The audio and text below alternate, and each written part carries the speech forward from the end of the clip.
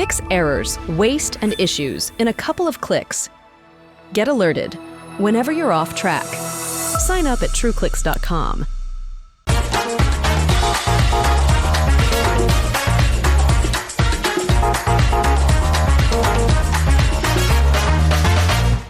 Wix Studio, the platform for agencies and enterprises to manage clients and projects with max efficiency, sharing Wix's SEO tech to help you drive growth. It's a lot of glitter today, guys. All right. Good afternoon. First slot after lunch. Right, let's do this. So, before I'm going to dive in how to turn lurkers into leads, I want to start with a short story. When I was little, my mother played Tinkerbell in the musical Peter Pan. She doesn't know this, and she's actually in the audience today, which makes this extra special. But when I was 4 or 5 years old, I used to see her go on stage. And all the other actors were on stage, Captain Hook, Peter Pan, Wendy, you name it. And the audience truly believed that they were real. What they were going through was real. Their pain was real. When they had victory, it was real. But when they came off stage, they were normal people again. And I realized at that very young age of 4 or 5 years old, you can make people believe anything as long as you have a good story. And that's what we're going to talk about today. Storytelling is a hot topic, but for me, it's one of the best ways to turn those lurkers into leads. My name is Pascalle, and if you're thinking, that doesn't sound English, that's correct. I'm originally from the Netherlands, moved here 7 years ago, used to spend my life as an actress on the West End, did all the cool stuff until I had to stop. But luckily, I could still continue what I do, what I love doing, which is sharing stories, sharing an expertise, sharing a moment, sharing an experience with an audience like you guys. So I still get to do what I love to do every single day, just in a different capacity. And the best part is, I get to help other people like you guys, I get to help businesses, CEOs, founders, to find their story and share that story in a more effective way. So, before we dive into all the theory, I just want to see a show of hands. Like, there's a lot of spotlights, so I can't see. But who here is really clear on their SEO strategy? Show of hands. That's not a lot. That's good, because I can't help you with that today, all right? Who here believes that storytelling on top of an SEO strategy can help you get more sales, get more leads, and get more clients in the door? I hope everybody puts their hand up right now. We can see way more hands like this, because otherwise you should not be in this session. All right, thank you so much. So the reason why I'm here today, because as you can tell, SEO, I don't know much about it. But I do know that when people land on your page, when people do find you, how do you turn them into a client, a paying customer, cash in hand? To do that, we need to do a lot more on top of our SEO strategy. So what we're going to talk about today, we're going to talk a little bit about mindset. We're going to talk about how to find the right audience, and then how to create better content around that new audience. So let's start with mindset. Normally when I work with people, they go, I don't want to talk about dwarves and dragons, because they think that that's what storytelling is. That's not what it is. Storytelling is creating an experience. It's creating a world. The second objection I get is, but I'm not a creative person, so I can't be good at storytelling. And to that I say, bollocks, because that's just not true. When, as humans, we often identify as either left brain or right brain. Yeah? On the left brain, we have people who look at facts, and they always want to get to the right answer. There's one correct answer. We're going to try and find it in a very step-by-step process. Who here identifies as more left brain, more analytical? Show of hands. All right, so the rest of you must be right brainies. Hello. So on the right brain, those are the creative people. People that are often good at languages. They come up with ideas, and they ask different questions in order to get to that answer. Both of these people could be potentially very good at storytelling, but the people that are really good at storytelling are the lateral thinkers. the divergent thinkers, the people that think a little bit different, outside the box. That's the one that we always see on job applications, right? We want someone outside the box. What does that mean? To understand lateral thinking, which is outside the box, we need to understand critical thinking. Critical thinking looks for truth value. It looks for errors. Where are the mistakes? What are the facts? How do I get to the right answer? Lateral thinking looks for a movement value. So where can I play a little bit with that truth? Where can I play with those questions and with those answers? That's what we call balance. So we use both parts of our brain to get to the right possible answer. And it really forces us to think differently and to maybe ask different questions than we would have done before. So no matter if you're left brain, right brain, whatever type of brain, everybody can learn how to do storytelling. So now that we got that out of the way, let's talk a little bit about audience. And I'm not going to tell you you need to niche down, you need to be super clear on your niche. That, someone else can cover that. That's not my area of expertise. But we do live in an epidemic of invisible boundaries. That means we're online a lot. We're trying to sell to the whole world. People in India, New Zealand, the US, Finland, Estonia, you name it, doesn't matter. But in order to connect with all of those people, we need to be aware of how they like to be communicated to. So a while ago, I read a book by Erin Meyer, and she wrote The Cultures Map. If you haven't read it, please do so now. Order it on Amazon. It's fantastic, because it tells us how different people from different parts of the world, different upbringings, like to be communicated to and with. That also goes for sales. It goes for written content, goes for verbal content, goes for visual content. It all comes down to, am I speaking to my audience in the right way? And I found out that there's really 4 factors that matter here. Number 1 is communication. Number 2 is persuasion. Then number 3 is decision-making. And number 4, obviously, trust. Because without trust, there's no sale, there's no connection. So let's start looking at communication. So on this side, we've got low context communication. For example, in the UK, we've got about 500,000 words in our vocabulary. That means it's very easy for us to explain what we want. We can be very precise by explaining how we feel, what we need, what we want from you. So it's very direct. On the other hand, we've got high context. If you look like the French language, for example, 70,000 words. That's a lot less than the English language. So that means that one word can mean 3 different things depending on the context. So there's a lot more reading between the lines. So I'm a Dutch person, we're known for being quite direct. If I make a website where everything is super straight to the point and direct, I'm going to lose a big part of that audience. So again, it all comes down to balance. Next up, decisions and persuasion. Yeah? So we've got principles first. These are the people that explain to you how and why something works a certain way before they tell you what the actual solution is. And on the other hand, we have applications first. So those are people that might tell you, this is the solution, and this is why that works in this certain way. Both are fine.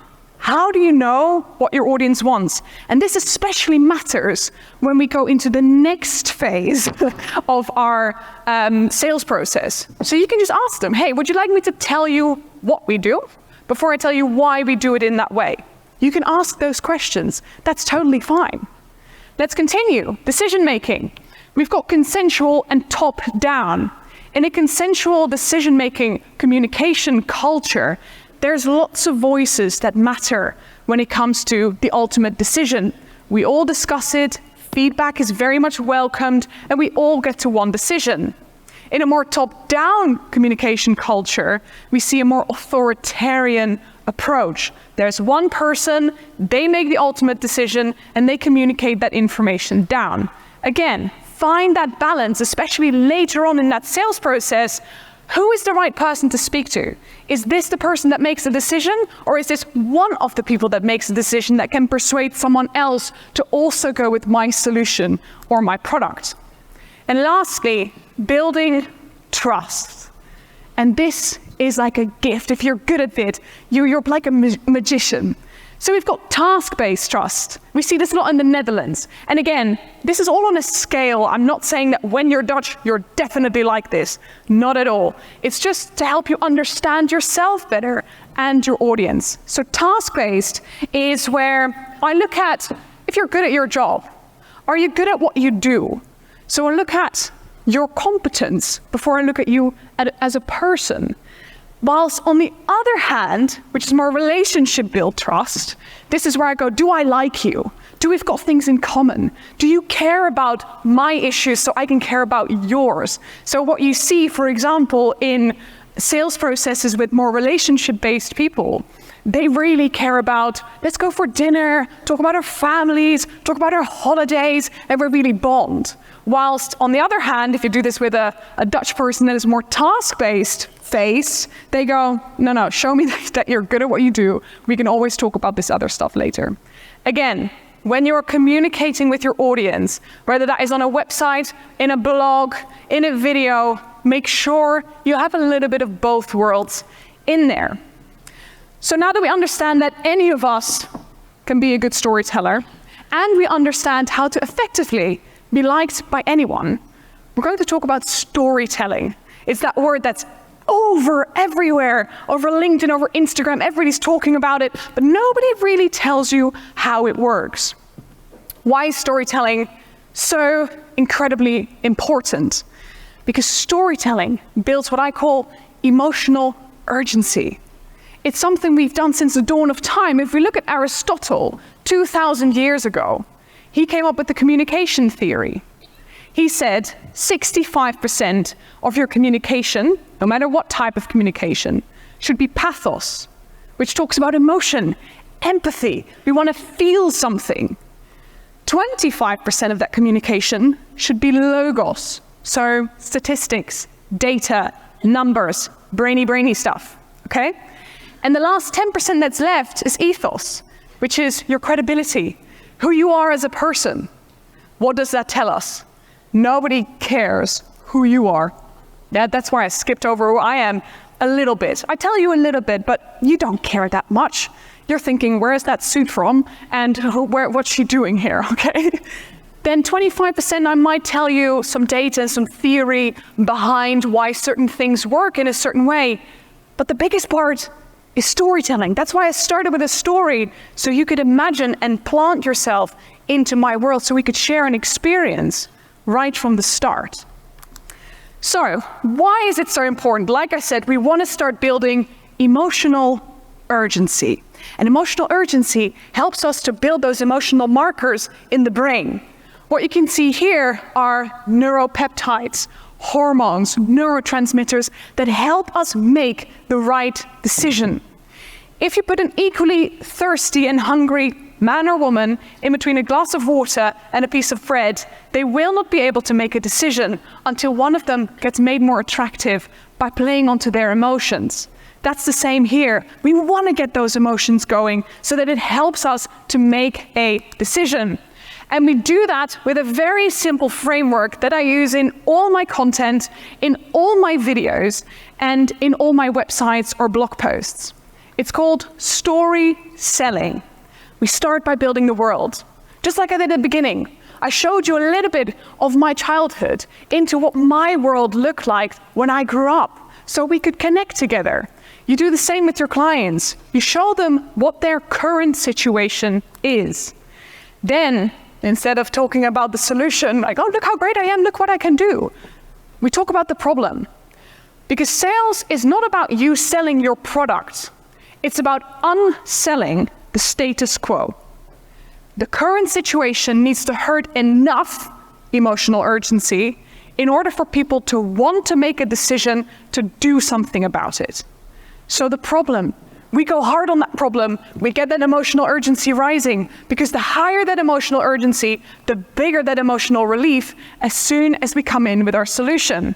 So we talk about the challenge, we tell them how hard it is, how much more money they're going to lose, how much more time they're going to waste. We tell them exactly how bad their current situation is, and we're unselling that status quo. Only then do you talk about your solution. Ta-da! Look at how great I am. Look at how fantastic this is. I'm going to solve all your problems. And that's when we talk about the new world. We show them how much money they're going to make. We show them how much people are going to love them. We show them how much time we're going to save them. We build up that new world for them. Again, it's all that storytelling. So far, you've not done anything else but create a story for them to build into, because you put them in that hero's journey. You've made them the hero of their own story. And who doesn't want that, right? We all like a bit of an ego trip, don't we? Only then, right, looking back at Aristotle, we've just spent a lot of time talking about emotions and storytelling to our prospective buyer. Then we can come in with a little bit of that logos, the data, the stats, the analytics. These are the results that I got for my clients before. These are the results that I expect to get for you. And then we obviously make sure that there's a really clear CTA, a call to action or a call to value. Because you just spent all that time talking about why they should buy from you. All you now need to do is tell them how. It's that simple. So I want to leave you with two things. First up is the big 30. I've worked with a lot of sales leaders, CEOs, businesses, and we've seen that when people use storytelling and a storytelling strategy to get more sales, get more leads, get more people signed up to their newsletter, we see a 30% increase in conversion. I would like you to go back the last 12 months of prospective buyers or sales that you've put into your CRM and look at the closed lost. Now imagine that 30% of that would have come in. Ow, that hurts a little bit, but that's okay, because it tells you that you can now get into this boat of storytelling so that next year when you look back, you know you got that extra 30%. And lastly, this is a slide that I would like you to take a picture of, not because it's so incredibly beautiful or anything like that, but in my time of being an actress, in my time of coaching other people to share their story, helping people to tell their story, I've learned 3 things. Number 1, information doesn't equal communication. We've seen this. You can have all the great data, all the amazing stats and figures. You can be the best in the world. People still want to feel something. Next up, getting in doesn't equal getting through. Check in with your audience. Just because your foot in the door doesn't mean they're going to give you the light of day. You, as the speaker on a stage like this, you as the leader in a sales call, you need to serve your audience, make them want to keep listening to you. And lastly, hearing doesn't equal understanding. We need to make sure we cater to as many needs as possible whilst staying authentically ourselves. Thank you so much for spending this time with me today. There's a QR code up here which will take you right to my LinkedIn profile, where I share a lot of information about this every single day and all kinds of other shenanigans. So please give that a look. Thank you so much for spending this time with me. Brighton, you were fantastic. Demand sphere. Limitless visual insights from the SERPs. Unlimited dashboards and users. Easy to use and easy to scale your growth to new levels. Monthly reporting making you want to shove sharp things up your nose? Try Dragon Metrics, the all-in-one SEO software with mind-blowing reporting tools.